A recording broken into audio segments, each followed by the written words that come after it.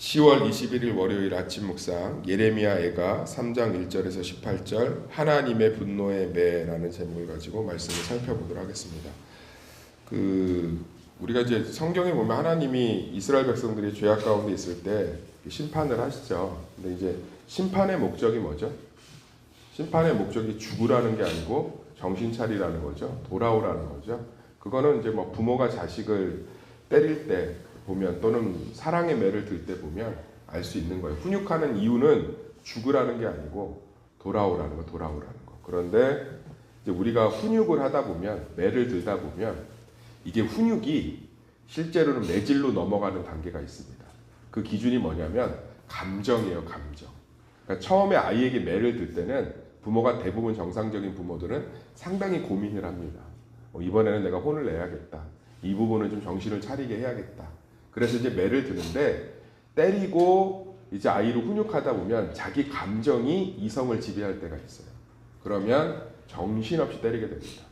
그리고 나서 후회하고, 근데 아이들도 알아요. 이게 사랑의 매인지 감정이 폭발해서 나를 훈계하고 있는 건지. 그래서 우리가 항상 아이를 혼낼 때 팁이에요. 혼내는 범위를 정해놓으시는 게 좋습니다. 내가 매를 때려도 2대 정도 때릴 거야. 아니면 이번에 내가 한 30분 정도 벌을 세울 거야. 이래야지 너 오늘 한 번째 제대로 내가 오늘 혼을 낼 거야 하면 대부분 사람들은 감정의 통제를 못해요. 선을 넘어갑니다. 그러다 보니까 하나님의 심판도 비스무리하게 이해하는 게 있어요. 사람이 얼마나 연약하냐면 하나님이 남자예요, 여자예요? 근데 우리 머릿속엔 남자예요. 하나님이 무슨 옷을 입고 있어요? 우리 머릿속엔 흰 옷을 입고 있어요. 그런데 남미에서 사람들에게 설문조사를 하면 전혀 다르요. 남미 크리스찬들한테. 남아메리카는 쪽은 이 아버지들이 어머니 역할들을 하시고 엄마가 조금 남성스러운 분위기예요. 좀 모계사회 비슷합니다. 이 라틴계들이. 그러니까 하나님 아버지 하면 뭐가 떠올라요? 그러면 거기는 어머니의 모습을 주로 떠올려요. 아버지가 좀 자상하고 아이들을 챙기는 분위기니까. 그러니까 우리가 보는 하나님을 생각하기가 좋지 실제로 하나님 자체를 인식하기가 쉽지가 않아요. 그러다 보니까 하나님의 심판이나 하나님이 꾸중하시는 모습도 우리가 자녀를 혼내는 모습 안에서 이해를 해요. 그래서 굉장히 화가 나 계시고 굉장히 이성의 통제가 안 되고 막 들이붓고 혼내고 막 정신 차리라고 막 다 끌어내고 저주하고 심판하고 하나님은 감정에 이끌림 받는 분이 아니신 줄 믿습니다. 하나님은 우리와 동일하게 형상으로 우리가 하나님의 형상으로 창조됐기 때문에 보면 완벽한 지식이 계시고 완벽한 의지가 계시고 완벽한 감정이 계신 줄 믿습니다. 그래서 하나님은 때리면서 막 분노하고 쏟아붓고 그동안 내 말 안 들었던 남유다 다 죽어버려라 이런 스타일이 아니에요. 그럼 하나님의 심판은 철저하게 계획적이에요. 무슨 계획이에요? 아까 얘기했잖아요. 이스라엘 백성들이 정신 차리라고.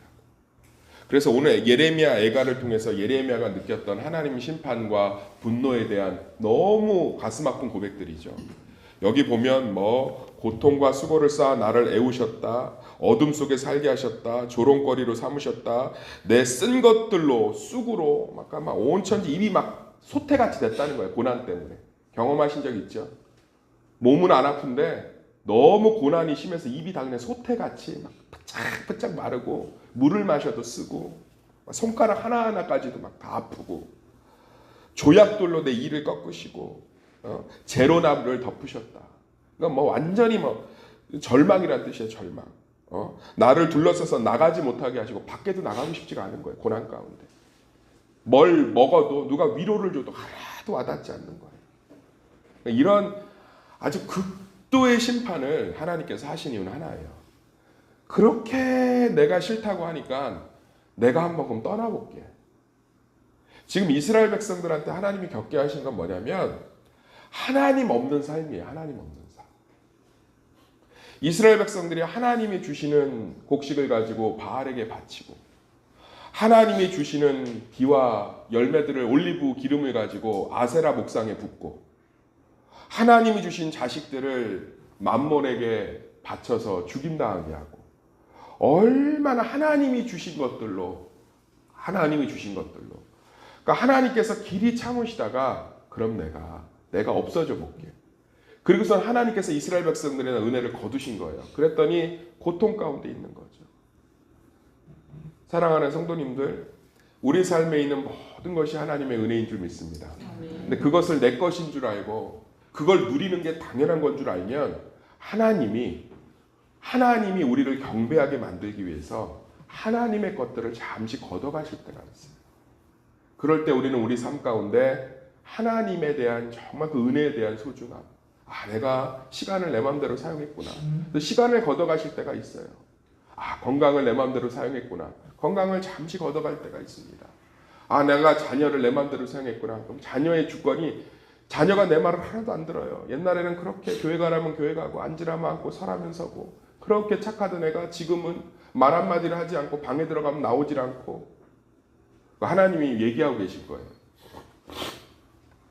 주일날 예배 빠지면 뭐라 안 하더니 학원 빠지면 뭐라고 하고, 자녀 큐티하는 거, 말씀 날마다 묵상하는 거 신경 한 번도 안 쓰고, 네 새끼인 줄 알고 네 맘대로 키울 줄 알고 네 맘대로 하니까 어떻게 되니. 그래서 제가 이렇게 부모님들 자녀들 여러 가지 방황하는 이 속삭이는 것들 이렇게 하나님께서 회복하시는 거 보면 부모들이 바뀌어요. 아이를 위해서 기도하기 시작하고, 아이를 하나님 앞에 온전히 맡겨드리기 시작하고, 정말 그 아이를 말씀대로 키우려고 하고, 그럼 희한하게요 변화되기 시작해요. 사랑하는 성도님들, 우리 삶 가운데 있는 모든 것이 하나님의 은혜인 줄 믿습니다. 근데 그것을 내 것으로 사용할 때가 참 많아요. 하나님의 몸된 교회를 섬기라고 할 때도 안 해요 못해요 다른 사람 시켜주세요. 안 해요 못해요 다른 사람 시켜주세요. 안 해요 못해요 다른 사람 시켜주세요. 하나님께서 온 우주 가운데 자기의 자녀라 부를 수 있는 성도의 위치를 준 것은 은혜인 줄 믿습니다. 모든 사람에게 교회를 허락하지 않았습니다.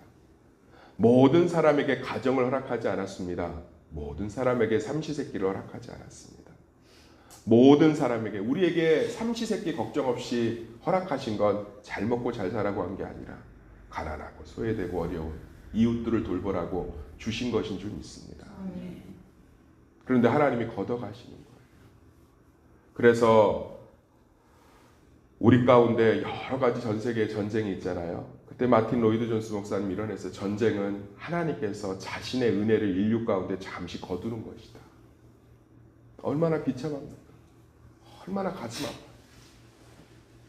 사랑하는 성도님들, 우리 가운데 하나님의 주신 것들을 내 것으로 주장하지 않고 하나님의 것으로 인정할 때 하나님은 더 큰 것으로 맡기시는 줄 믿습니다.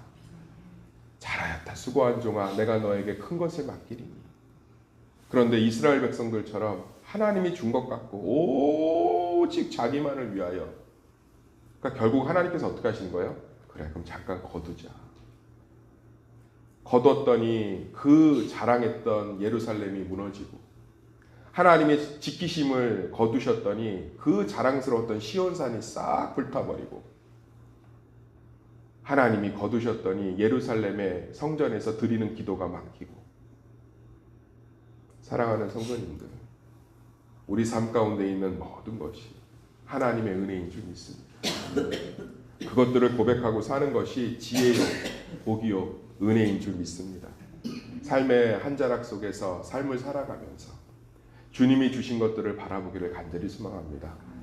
사단이 하와를 넘어뜨릴 때 한 것은 없는 것 하나를 보게 했습니다.